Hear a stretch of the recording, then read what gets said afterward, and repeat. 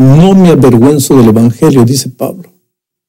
¿Y por qué tendría que avergonzarse? Porque, como ya lo explicamos, en la introducción dijimos eso. Ser cristiano en aquellos tiempos era ser considerado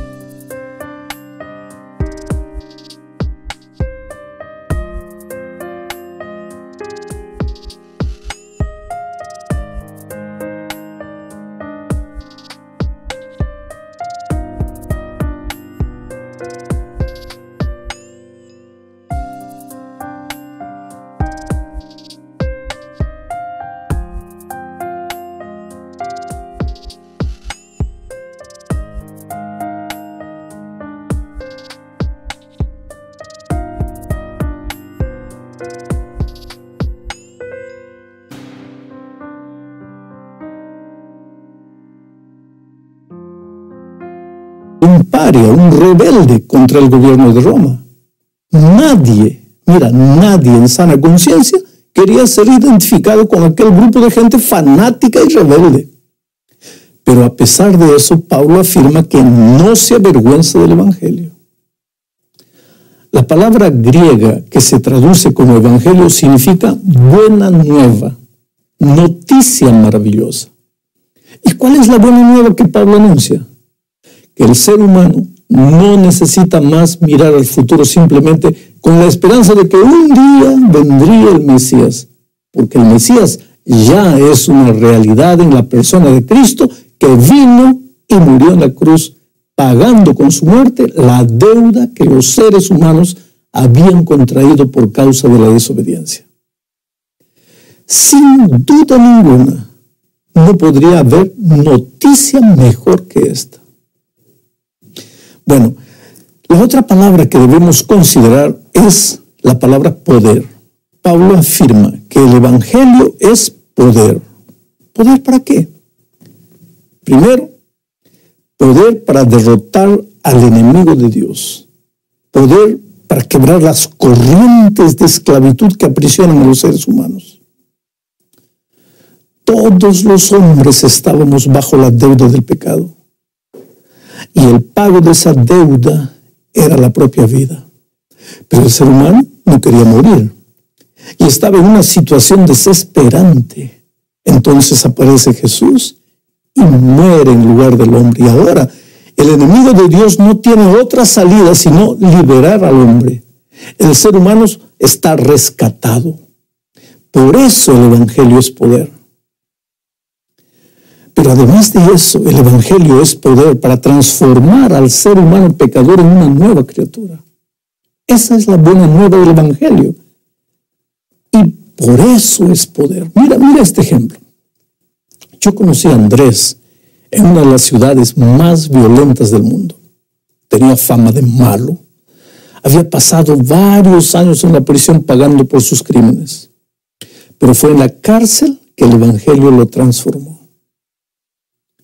Una noche helada de invierno, Andrés estaba agonizando, temblando de frío, casi congelado, esperando la muerte. Ahora, en esas condiciones, me oyó a través de la radio de un compañero de celda. Y aquella noche el Espíritu de Dios tocó su corazón. Había oído muchas veces hablar de Jesús, pero creía que la religión era cosa para personas débiles. Él siempre se había considerado valiente. Armado hasta los dientes, había llevado dolor a mucha gente. Era malo y cruel. Había escogido el camino del crimen cuando era apenas un adolescente y culpaba a la sociedad por no haberle dado otro camino a escoger. Pero aquella noche se estaba muriendo poco a poco y la muerte lo asustó. Y en la casi penumbra de su agonía entendió que Dios lo amaba y quería darle un nuevo corazón. Entonces él suplicó, lloró, clamó a Jesús por una segunda oportunidad y desmayó. A la mañana siguiente vio entrar el sol por la ventana. Estaba en la enfermería de la prisión. Los rayos del sol eran insistentes a pesar de la fuerte neblina. Oh, pastor, yo no estaba muerto, me dijo sin poder esconder la emoción. Yo no había muerto. Dios me estaba dando una segunda oportunidad. Y te digo una cosa, ya pasaron más de 30 años desde aquella noche. Andrés hoy es un testimonio vivo del poder transformador de Cristo. Está libre y realiza un trabajo extraordinario que recupera a niños delincuentes. Ese es el poder transformador del Evangelio de Cristo. Pero para apoderarte de él necesitas de la fe. Y esta es la otra palabra que necesitamos estudiar. Fe es creer, confiar. Me gusta más la palabra confiar, porque la palabra confiar denota amistad, convivencia, compañerismo, amor. Solo se puede confiar en alguien a quien se ama, y solo se puede tener fe en Dios si lo amas y vives con Él una vida de permanente comunión. Finalmente, la última palabra que analizaremos en los versículos que leímos es la palabra justicia. Justicia es un estilo de vida sin errores. El ser humano puede intentar ser justo por sus propias fuerzas, pero jamás lo logrará porque es malo por naturaleza. Por lo tanto, solo puede ser justo a través de la justicia de Cristo. Eso es lo que Pablo dice: el justo por la fe vivirá. Justicia no es algo que el ser humano fabrica. Justicia es la propia persona de Jesús. Y el ser humano que desea ser justo necesita vivir en comunión con la persona justicia que es Cristo. La segunda parte de la lección explica por qué el justo necesita vivir por la fe. Es que el hombre, mira, tú, yo, todos los seres humanos de todos los tiempos, somos pecadores y malos por naturaleza. Explico. Al salir de las manos de Dios, Adán y Eva tenían naturaleza perfecta, o sea, inclinación natural a hacer el bien, andar con Dios, en los caminos de Dios. Pero a pesar de eso, nuestros primeros padres decidieron voluntariamente desobedecer. Y al hacerlo, perdieron la naturaleza perfecta y adquirieron instantáneamente la naturaleza imperfecta. Ahora, con esa naturaleza es imposible andar en los caminos de Dios. El profeta es claro al afirmar en Jeremías 13:23 lo siguiente: ¿mudará el etíope su piel y el leopardo sus manchas? Así también podréis vosotros hacer bien estando habituados a hacer mal. Claro que no. Con la naturaleza pecaminosa con la cual nacimos es imposible andar en los caminos de Dios y ser justos. Al contrario, mira lo que Pablo afirma en Romanos 3:10 al 12. Como está escrito: no hay justo ni aún uno, no hay quien entienda, no hay quien busque a Dios. Todos se desviaron a una, se hicieron inútiles. No hay quien haga lo bueno, no hay ni siquiera uno. Y el profeta Isaías, y ya lo decía siglos atrás, en Isaías capítulo 1, versículos 4 al 6, ¡ay, gente pecadora! Pueblo cargado de maldad, generación de malhechores, hijos depravados, dejaron a Jehová, provocaron la ira al Santo de Israel, se volvieron atrás. Desde la planta del pie hasta la cabeza no hay en él cosa sana, sino herida, hinchazón y podrida llaga. No están curadas, ni vendadas, ni suavizadas con aceite. Esta es la realidad triste del ser humano. Y no la fue solo en los tiempos de Isaías y de Pablo, sino en todos los tiempos, inclusive en los nuestros. Inclusive, peor todavía. La expresión correcta debería ser esa: peor todavía. En nuestros días el ser humano cree que cada vez es más perfecto, que se está desarrollando, está evolucionando y avanzando en todos los sentidos. Pero mira lo que Pablo afirma en Romanos 1, 22 al 28.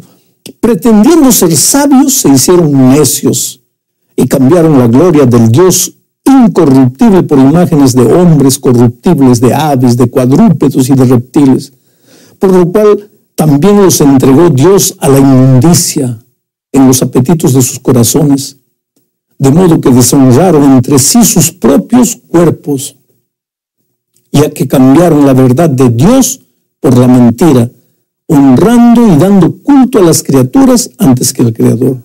Por eso Dios los entregó a sus pasiones vergonzosas, pues aún sus mujeres cambiaron las relaciones naturales por las que van contra la naturaleza. Del mismo modo también los hombres, dejando la relación natural con la mujer, se encendieron en sus lascivias unos con otros, cometiendo hechos vergonzosos, hombres con hombres, y recibiendo en sí mismos la retribución debida a su extravío.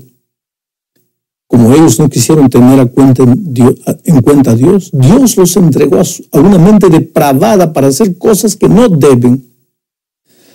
Querido, este es un triste relato del ser humano de nuestros días.